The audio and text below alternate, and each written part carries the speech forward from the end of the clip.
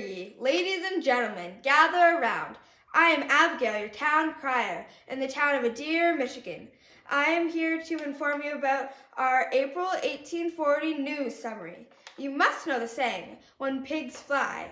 Well, we have been informed that in the town next over, it has been reported that a 6-year-old pink female potbelly pig named Wilda, with William Alpine's pig, has flown. Who needs reindeer when we have Wilda? She was born with a gene mutation.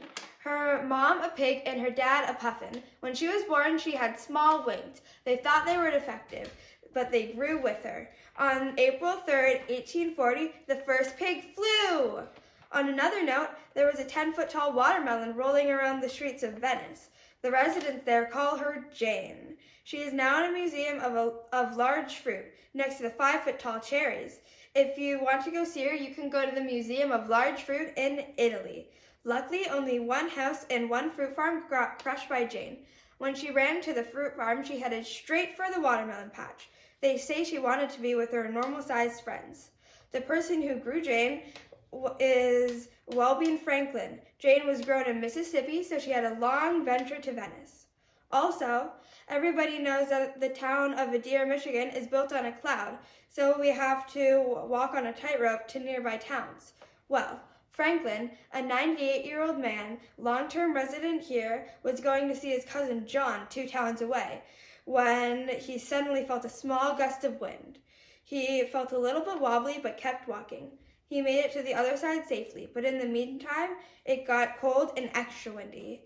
He had a great time with John. They practiced Bible verses for church, which was on the upcoming Sunday.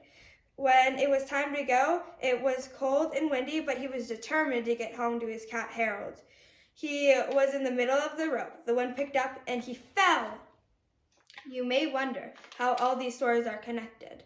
Well, Frank did not die that day. He was swept up by the flying pig Wilda, where she flew all the way to Venice. She heard of the majestic 10-foot-tall watermelon house trampling watermelon and wanted to see it with her own 2 eyes.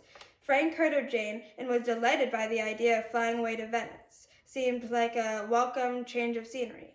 Although he missed his cat Harold, he had not left Michigan in 53 years and was yearning for adventure.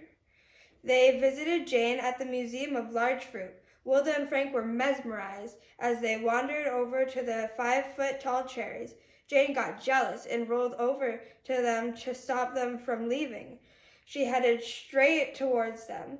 It all happened within a split second. Wilda flew upwards, but Frank was crushed. The police came and arrested Jane as Wilda wept over Frank's corpse.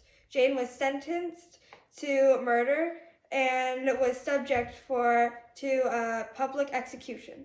Watermelon guts flew as the crowd and Wilda cheered, having avenged her friend. She grabbed a piece of watermelon flesh to bring home to William in Michigan. Upon her return, word traveled fast regarding Frank's grisly demise and Wilda's heroic revenge.